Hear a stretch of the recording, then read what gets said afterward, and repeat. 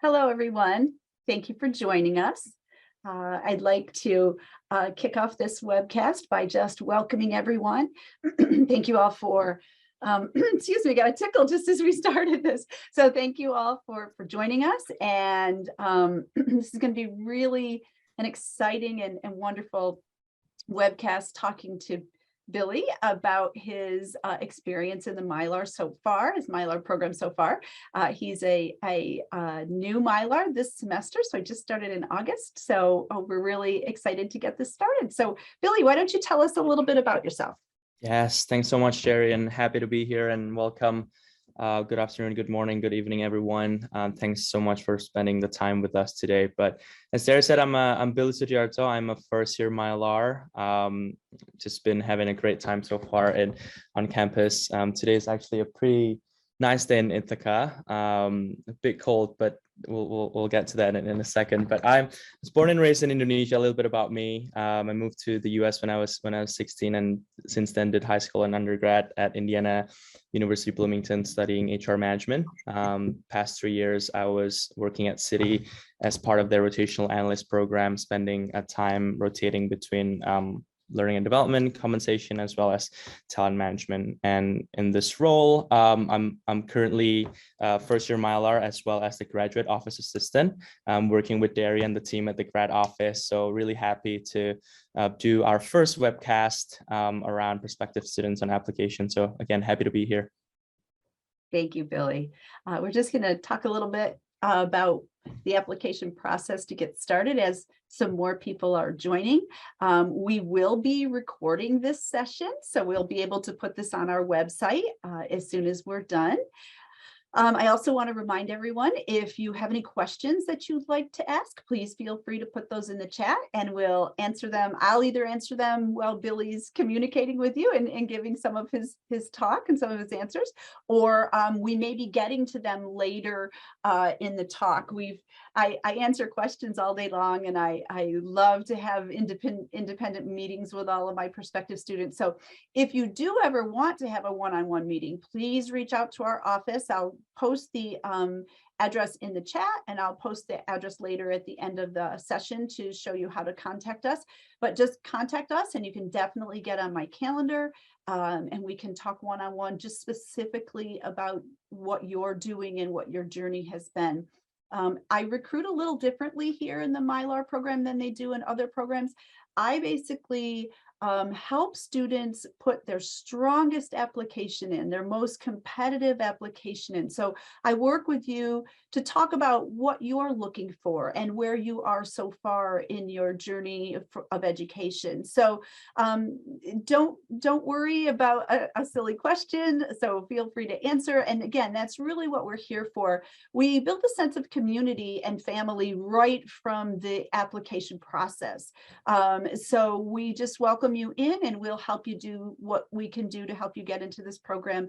And if you're not ready for this program yet, we can talk about the steps that you can do to get ready. So let's get started.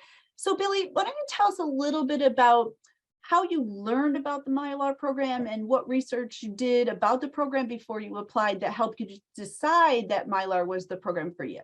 Yeah, I think the very first interaction I had with a MILR or even an ILR at the time was in my previous job, where actually a lot of my colleagues graduated from the program, both from the undergraduate degree as well as MILR. So I think since then, I realized that there's a ton of the alumni already, even within my company, who graduated from the program.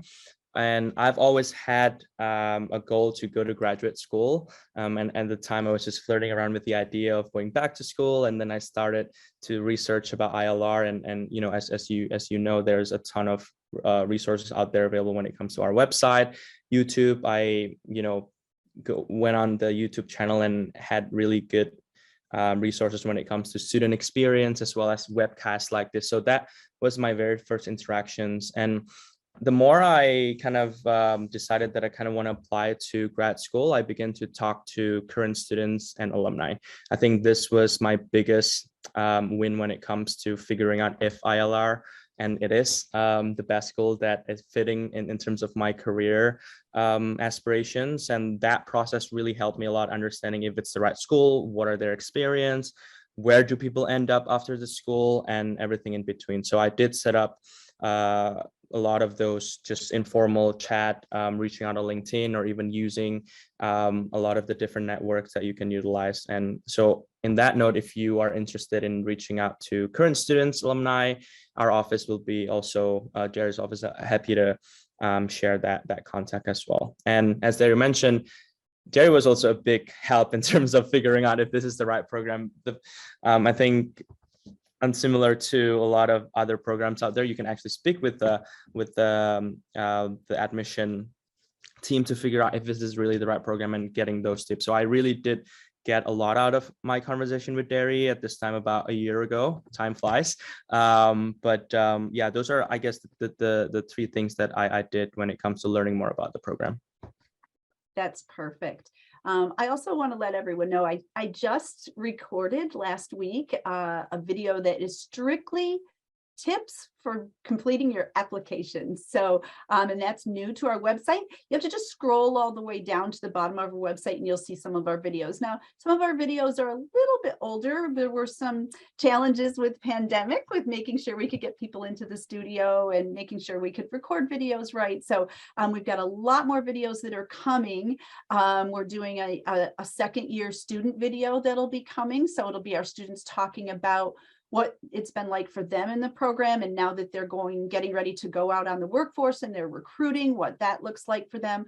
We're also getting some more alumni videos in that they're going to be recording on their own. So we're super excited about that because we haven't done that before. So yeah, so that's great, Billy. Those are terrific suggestions, and all of those suggestions I would really recommend for our students to reach out to our alumni, look at our videos, read our student stories. We have some new student stories, and Billy is one of them on our website. So, and if you do reach out to us, you can speak with Billy directly, as you could with me, but he also is our student liaison with the Current MILRs. So you can talk with him initially, and then he can find someone that maybe has the similar background in work, in education. So maybe you're a first year, or maybe you're a first gen, and he can find a first gen for you. So just reach out to us and let us help you with whatever you need. We're here to do that. So thanks for that, Billy.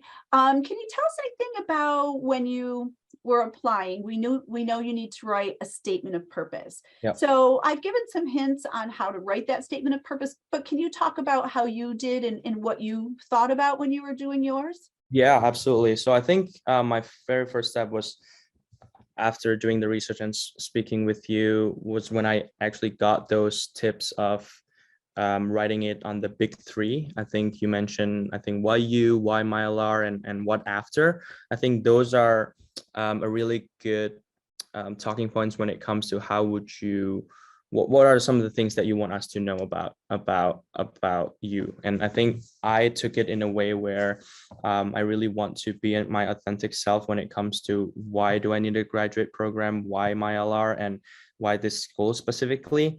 I think, again, I got out a lot out of the conversation that I had with current students as well as alumni at the time. I was debating between if school is the right thing or keeping working is the right thing. So I think all of those stuff are really a platform for you to kind of figure out the program is a best fit for you.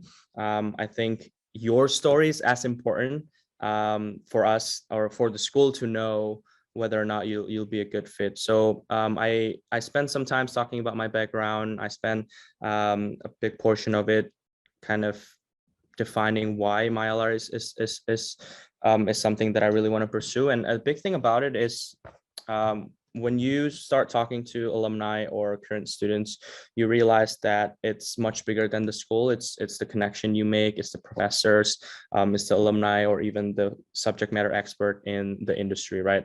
I feel like out of the 10 plus people that I spoke with in terms of my networking prior to applying, they all kind of have a consistent theme when it comes to their experience in Ithaca.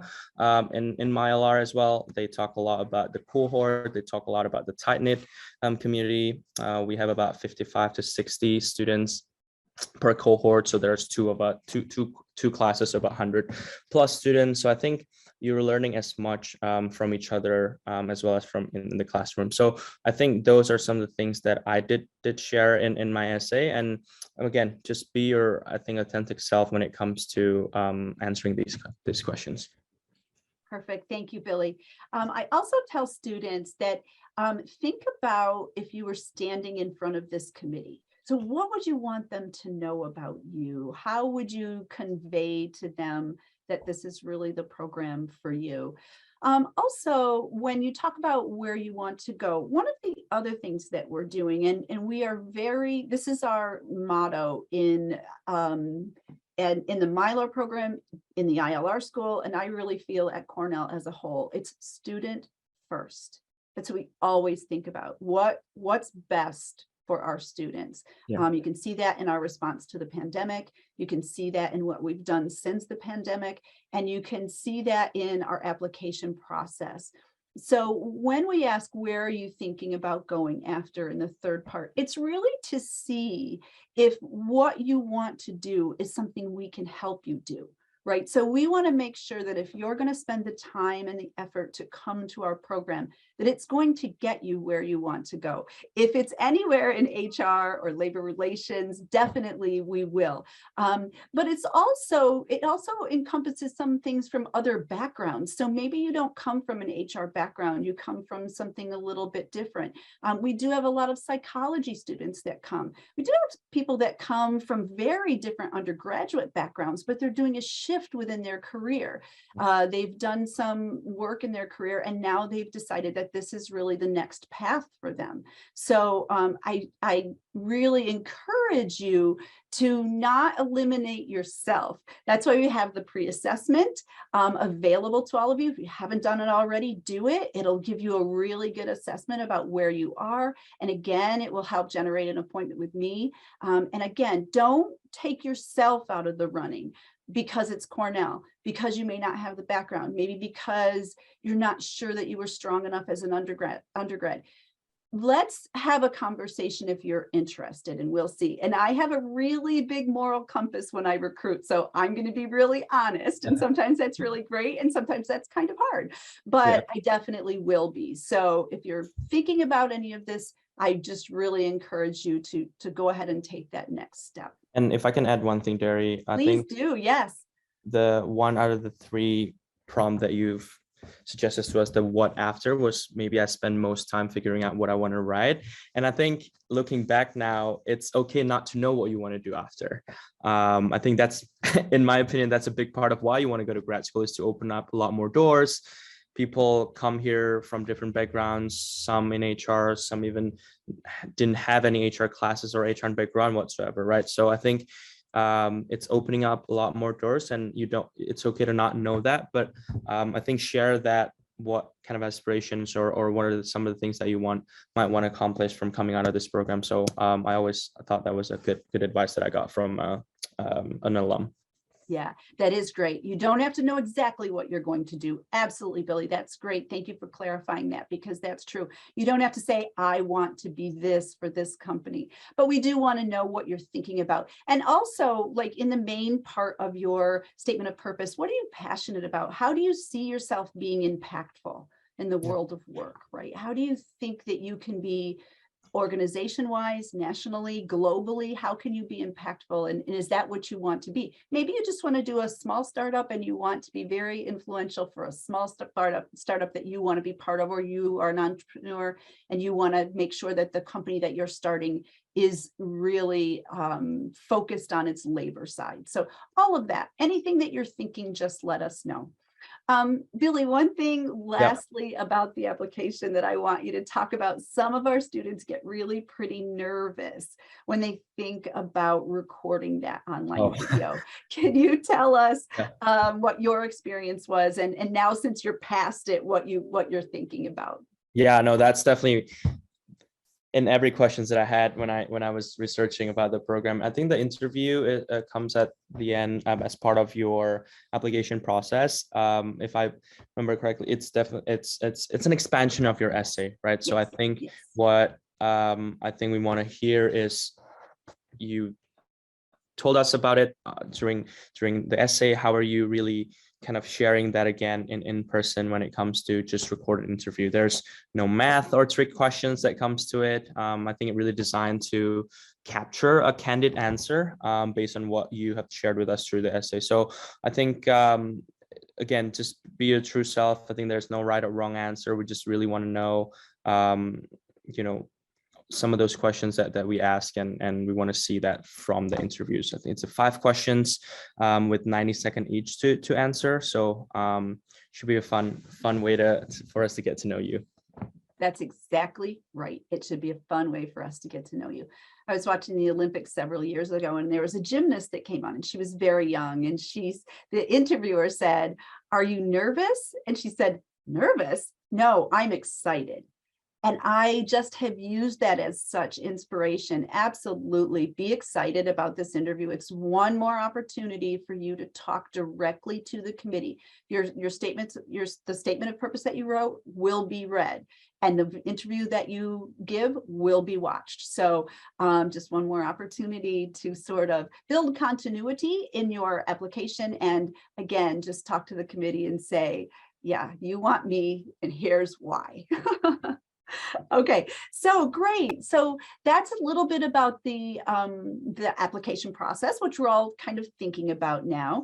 Billy, can you give us a little bit of information or input from you? Being an international student, but being in this country for several years, you really have the advantage of seeing what it's like to be an international student, but really getting it from the domestic side. So can you give us a little information about, how it's been with your peers and what you think some of these prospective students might want to know as they come into the program?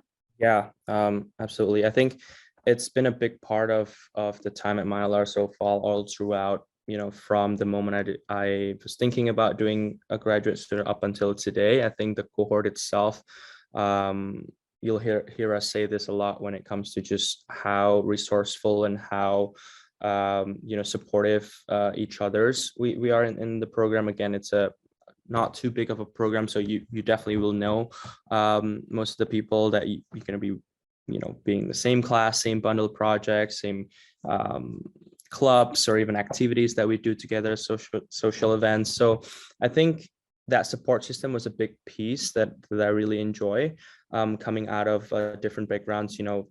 I think we have about 13 plus countries represented at the MILR currently right now, out of the 120-ish people that are in the cohort. So I think that's kind of also supported by a lot of the activities that are done by the schools, or even a lot of the student organizations.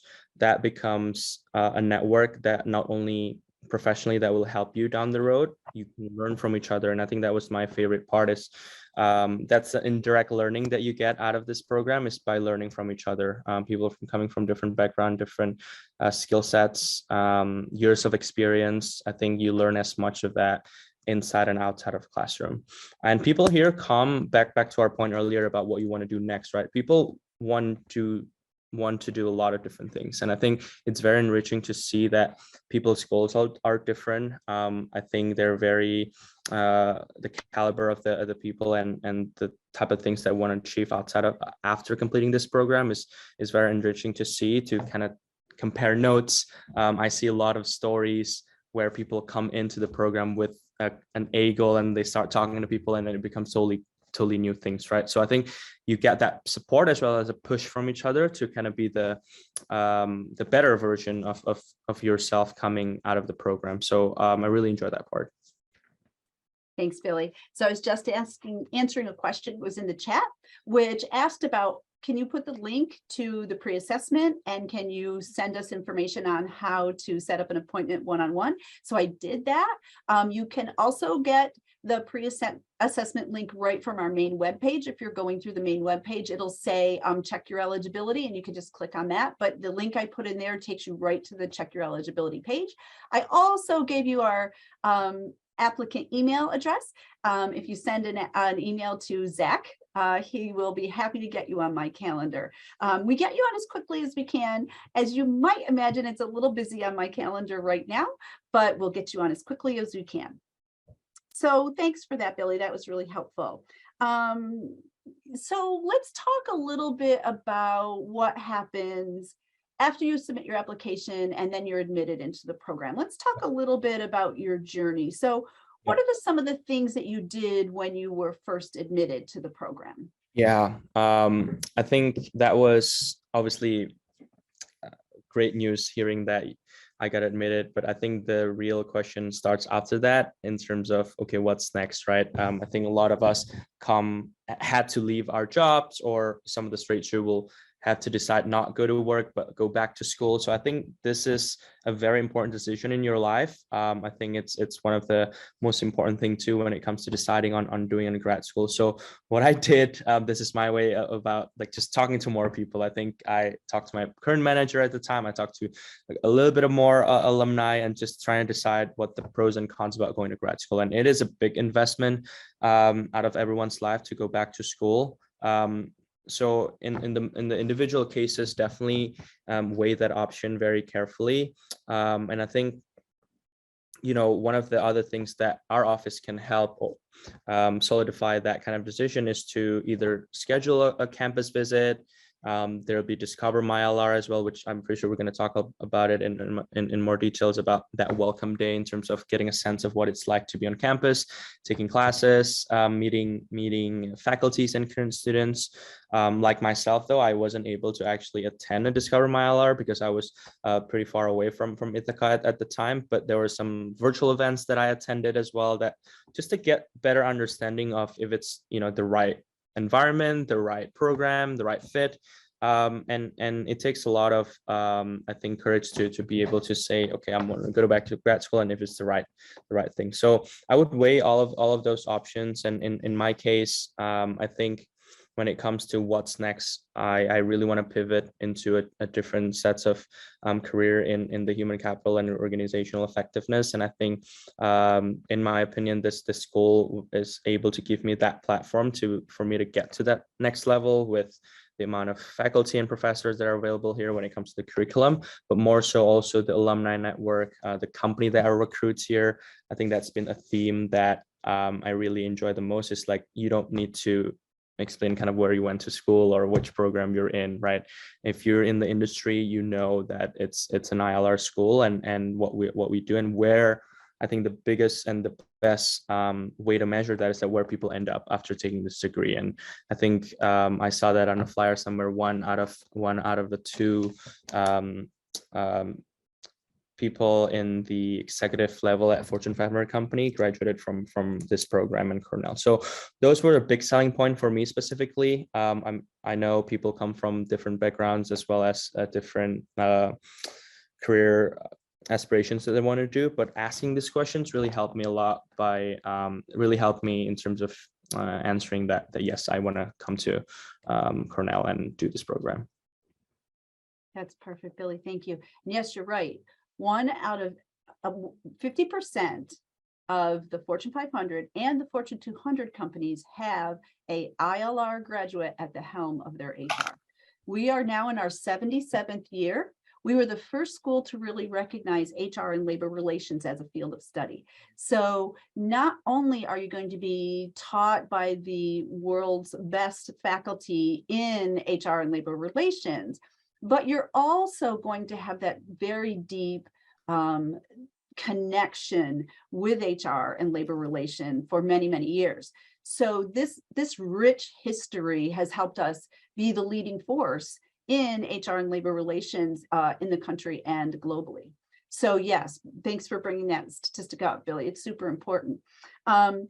Yes, Billy talked a little bit about Discover MILR. So that's a really terrific program that we have for our admitted students. We can bring you to campus and sort of get you to know everyone here. We also bring in executives to meet with you. You meet with faculty and students. We also offer an online version that runs succinct with when the people are on campus. So when the rest of your cohort will be on campus. So for those of you that can't make it, and we do understand some of our international students, some of our students who are domestic but are working or have other commitments can't come. So we really make it a rich and environment for those that come here, but we really make it an enriched program for those that are not able to come here. We really try to make it a good experience and try to give you really good information as you're making that decision.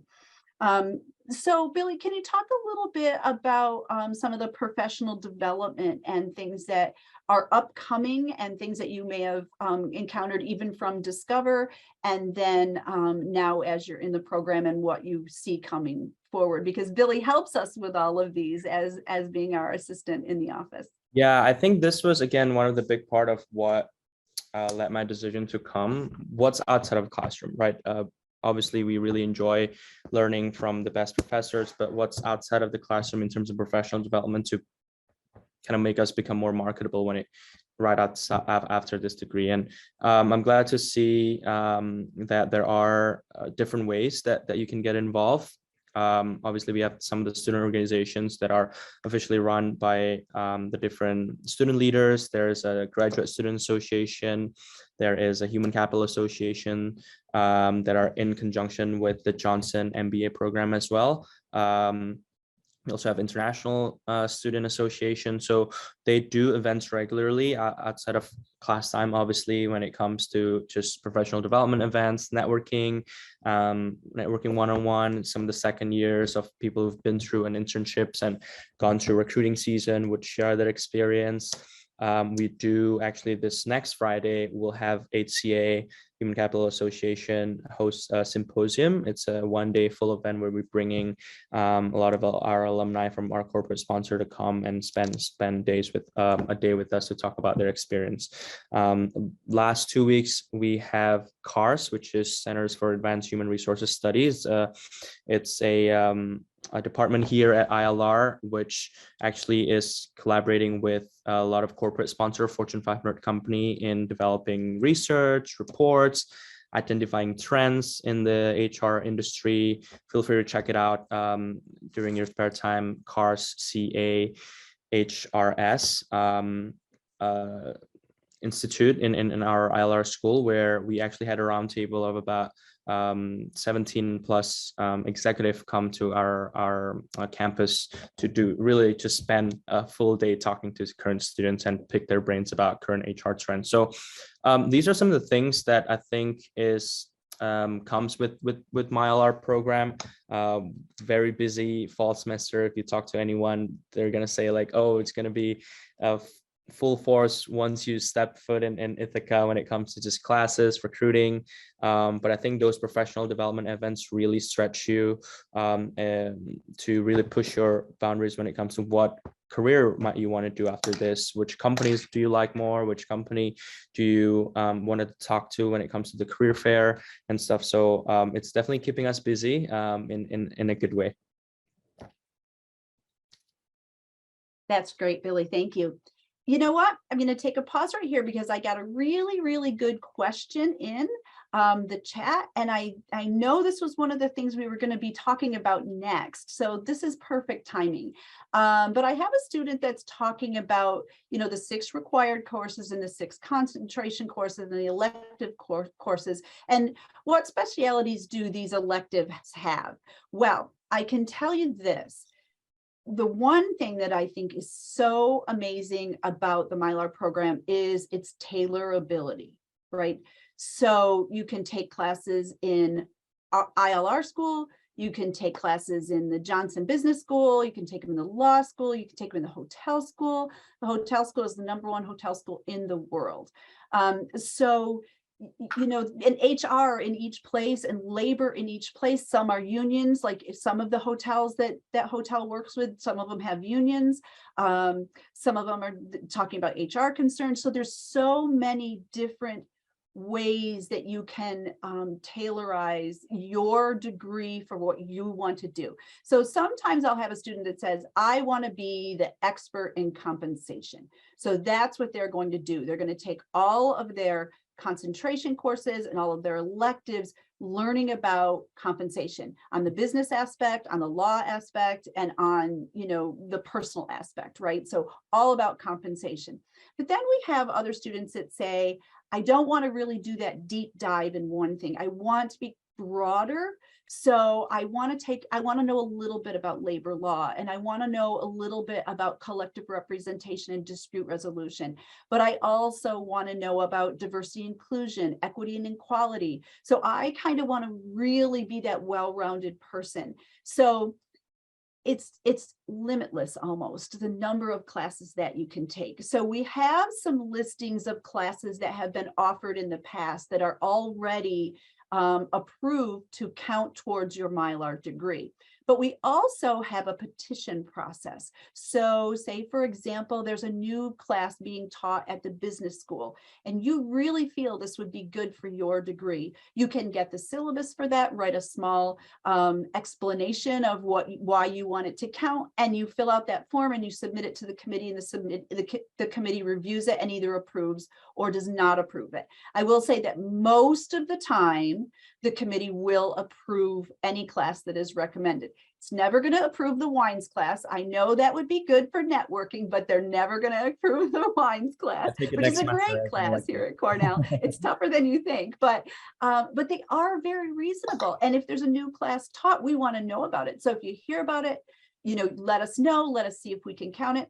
Again, I think that speaks to the tailorability of the program. That not only can you take the ones that we know about, but if you find one and you give us a valid reason, then we can review it and decide if it should count. And once a class counts, it always counts. So it's not like you have to the next person or has to repetition for it. It's already there. It's already ready to go. Billy, is there anything that you want to add about that?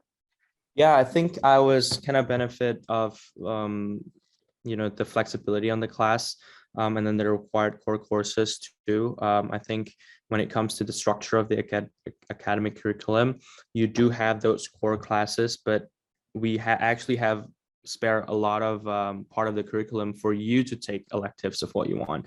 Some of the things that I love to ask of the second years are, what are the most fun class you've taken outside of ILR? I'm actually keeping a list of that now, including the wine class there. So thanks for reminding me that. I think we're also famous for some of the hotel management classes is just down the street in the Nolan School. We're very rich history, Cornell, about management and hospitality. So I think when it comes to just specializing it to your interests, I think that's one of our strengths, especially at this level, at the graduate school, as well as to take advantage of Cornell. I did see a question about labor. Exploring labor rights and organizing by Jessica. Thanks so much for asking the question. I think those are also, I think Derry answered it in very, very well. I think have that conversation with us to see how that specific interest might align with your career goals. But absolutely, we have a specific student organization specifically on labor interest as well. Those students who are decided to major outside of the HR and organizations will have that kind of special or even its own kind of community of alumni, students, first, second year support, professors as well, to kind of support their interest in things outside of HR that we cater in the ILR. That's exactly right, Billy. And we have been talking a little bit more about HR because Billy is an HR concentration, but he's exactly right. Collective representation, dispute resolution, international comparative labor. This is the school for those. There are no comparable programs. And so a lot of our students that will come into the program will be HR&O focused, right? But there's an advantage to that for our labor students. One is that because there are a little bit fewer labor students in the master's program, you really get the attention of those faculty. They really have the time and the energy and the space to really devote to what you want to do. There is a dispute resolution club here at the ILR school, which is terrific for helping you sort of get a hands-on approach and education in collective representation, watching professionals do that.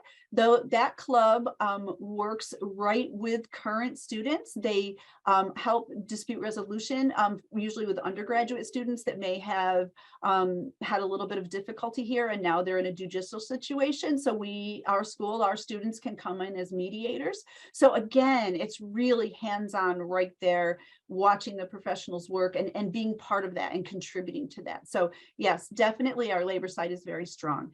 So again, thank you, Billy, because it's super important that even though right now we're sort of focusing on HR&O, because Billy is an HR&O concentration, doesn't mean that we don't really focus on our labor students, because we definitely do. And the faculty are amazing. Those faculty sit on global committees to set global policy for labor equity and equality. So that they're really influential and important faculty that we have here in labor. So thank you so much.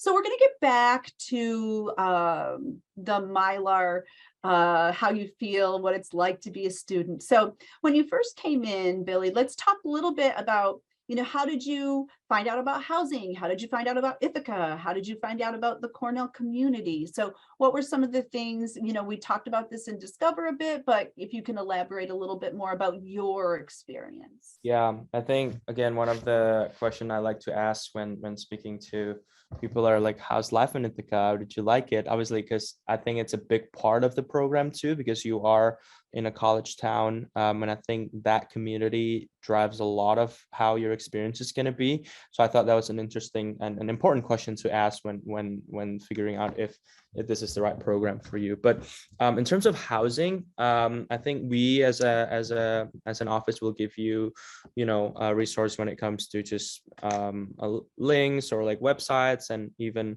a package about like housing 101 when it comes to Ithaca, where to find apartments. We have like a platform where you can get matched with future roommates if you want, with special interests. It's kind of like a program where they match you with people who have the most similar interests and whatnot around the graduate community, right? For me, myself, I didn't have a chance to actually visit Ithaca prior to my first day of orientation. So I was just going blind there. I signed my lease without actually visiting, but there are parts of campus where a lot of the grad student will live. There's a downtown area. Just one thing to note is we are a very hilly campus. If you ever been to Cornell, we sit at the very top of the hill. So those walk will get your legs really strong, but it's very pretty out here. I think this background, I was just thinking about it, it's not as nice when it comes to the clouds today, but the trees are exactly what it feels like right now. It's a little bit of fall, which is some leftover from the summer, but it's such a pretty area. One of the big things that I really like about Ithaca is the nature. You can literally have like waterfalls or like gorgeous like 10-15 minute walk away from campus, and if you haven't checked out the Cornell Botanic Gardens map, that's you'll know what I'm talking about. But housing in Ithaca was definitely a big part of my consideration of coming here, and we'll give plenty of supports when it comes to figuring out how you can get settled in town. So Billy, there's a question directed right to you. I love it. Thank you. What has been the biggest challenge in the MILR program and settling in Ithaca? So Great question. Thank you so much, Anna.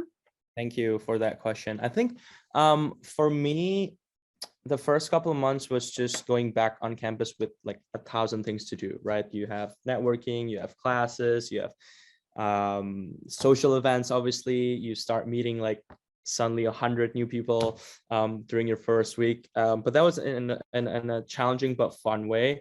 I think you can get overwhelmed with the amount of things that you can be doing. Again, it's to your advantage. I think what I like to say is you can get as much as you wanted to put in, right? The resources are there for you, the communities are there for you. It's up to you how you want to take advantage of it. Settling in Ithaca, I think, again, I did not know how hilly this place is. Like, I kid you not, some of the hills are really big, but the buses are great. That's what I thought was like, oh my God, if I have to walk to class every day with this hill, I probably won't make it for 2 years. But the buses are great, and I think just finding the right people to ask the right questions was, I figured out what was the answer to what's challenging about settling down, someone will have that answer for you when it comes to, I don't know, smallest things like where to get groceries, or even how to kind of figuring out juggling all of this million things at once. So I think that support system that I talked about in earlier was definitely really helpful for me as I settled down. But yeah. Well, thanks, Billy. That's great. One of our students a couple of years ago coined the phrase Ithaca. Yes. So what they were saying that is, if you come to Ithaca and you walk up those hills, you're going to get great Ithaca. So we laugh about that every year. But it is really good too, though. Billy touched on something. As a first year, the first year that you're at Cornell, the TCAT bus are free. So as long as you are a first year student and you have your ID, you can get on those buses for free. Just learning the schedule. We do have Ubers and Lyfts and things like that. Of course, you won't want to use those every day because they are expensive. But one thing too that we've almost always seen with our cohorts is, depending on where they live, there's usually one or two people who have a car. Yes. And so they're coming to campus, or they're willing to bring you up, or so there's a lot of different ways. But again, learning those and getting in connection with those is something that you figure out when you first go anywhere, whether it's to grad school or off to another job or whatever you do. So, but we do try to facilitate that process. Also, what we do when with the admitted students is we try to connect them with a current student as well, so they can sort of talk a little bit about what their process was and what they've learned over the past 2 years when they've been here. Usually it's a second year, sometimes it's a first year student, but usually it's a second year that just says, okay, think about doing this, and maybe you want to sign this lease early, or if you're going to take a little bit more time, this will fill up, but there's always this. So they're super helpful. So Billy this year will be the helper that helps our admitted students figure out where they want to go and what they want to do. But definitely it speaks to the program that our second years are extremely helpful to our prospective students as well as our first years. It's just it's a legacy of helping, a legacy of communication and transparency, which I really think is a terrific part of our program. So thank you for those great questions. We've talked a little bit about the variety of classes and being able to take classes in other schools. Do you have a particularly a good class that you're enjoying first, Billy? The first one, your first semester, is there one that you really particularly like, or a faculty member that stands out for you? Yeah, I'm in class called Design Thinking right now. It's a 7-week, 1.5 credit class, which actually works great in my schedule because I can take 2 different classes throughout the semester. But it really allows us to kind of really think critically about what is the role of HR or labor or this particular field when it comes to thinking very clearly and push that boundaries of what we can do as a support system to our organizations, right? So Professor Chris Collins, who's actually the director of our graduate studies as well for this program, teaches that class, and we bring in speakers, we bringing some case studies and just practical things to kind of get us thinking outside of our comfort zone and the normalcy of things in the organization out there. So that's been very eye-opening for me. We get to work on team project as well at the end of the semester to really apply what we learned. So I've been really enjoying that one. Thanks. I really appreciate that, Billy. So we're coming to the end of our time here. So the one thing I would want to say to get this to conclude is, Billy, if there's one thing that you wish you'd known when you were applying for the program, what would that be? What do you want? You've given our students so much information that I don't know if there's the one thing left, but is there one thing that you would say as an advice when doing the application, or one thing you wish you'd known, or something that you found out? So what would be your parting remark here? I think I wish you would have told me about the Hills Dairy. That's one thing. Okay, by mistake. But I think we touched on it a little bit, where our motto in Cornell is like any person, any study. And I wish I would have known that how much of a scale that motto is actually you can take advantage of throughout your time here. when it comes to obviously the MILR program, we have certain sets of requirements whatsoever, but the flexibility and the resources that you can take advantage from outside of this school is amazing, and it really it's up to you to take advantage of that. And I'm really looking forward to just having the ability to take classes in the business school, in the hotel school, in the law school, play to your advantage when it comes to having and building a better and a bigger network by taking those classes as well. Because, you know, once you're in, I feel like in Cornell, you are not only, you know, joining a really big community of professionals and industry experts within ILR, but you are joining the Cornell alumni network, the school itself, right? Which, you know, I think we're really proud of, you know, how our brand and how our school have bring people places, and I think that's something that I'm glad to be able to take advantage of during my time here, and I think you know, the MILR program really gives me that platform to be successful in that stuff. So I'm excited for the next couple of semester in my time here. Great, Billy, thank you. We did have one more question come in regarding employment opportunities for our international students. So I would like to say that yes, we do have employment.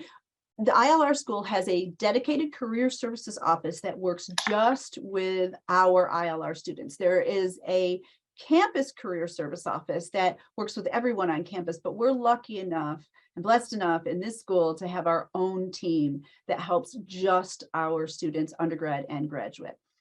International students. So one of the things that we talk about if you meet with me one-on-one, or if you do the pre-assessment and you're an international student, it's extremely important that our international students have work experience. So we're definitely going to be looking for that. And again, it goes back to the student first.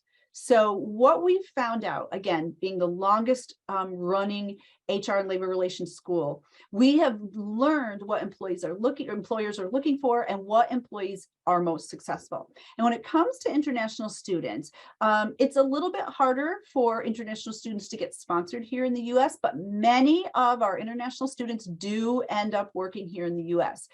But what we have to say at the application process is international students that do not have at least 1 to 3 years of work experience, we will likely not admit them into the program because of this reason.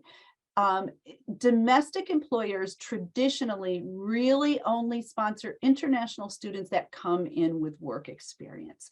So you're going to be more successful if you have that work experience. If you're an international student right now that's maybe straight from undergrad and you don't have the work experience, I wouldn't be deterred, but I would say go get some work experience. A couple years of work experience is going to make a huge difference for you. If you're a domestic student, same thing. If you have a couple of years of work experience, that just makes you stronger on the market. So yes, there are quite a few opportunities. A lot of my students most recently that are international students that come in with work experience are finding work in the US. So and especially with what the market looks like right now, right? There are many more opportunities than there are employees to fill them. So now is the time to really have that advantage of a master's degree from an Ivy League institution if you're really an international student and really would like to work in the US for at least a couple of years.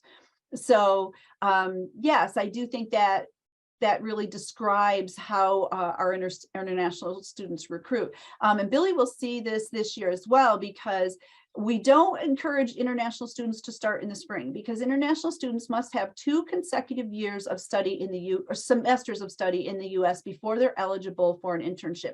So Billy started in the fall, he'll be spring, and then he will get a strong internship. And I'm certain he's already looking at those internship possibilities now with our career fair. Many of our MILR students will know what they're doing for summer by November of their first semester. So HR students, those possibilities recruit very strongly in the fall and a little bit in the spring. Labor students, they're usually recruited in the spring. It's just the way these 2 genres recruit. It's a little bit different. But we do find that some of our labor students do secure their summer internship in their first semester, but a lot of them do it in the second semester because that's just the way that group recruits. So good. So I just want to show you this slide. I hope you can all see this. Here are the application deadlines. Spring is October 15th. Round 1 for fall is December 15th, and round 2 for fall is January 15th. There's really no difference between round 1 and round 2. We just split it up so the committee has we get a lot of applications, so we just split it into 2 for the committee.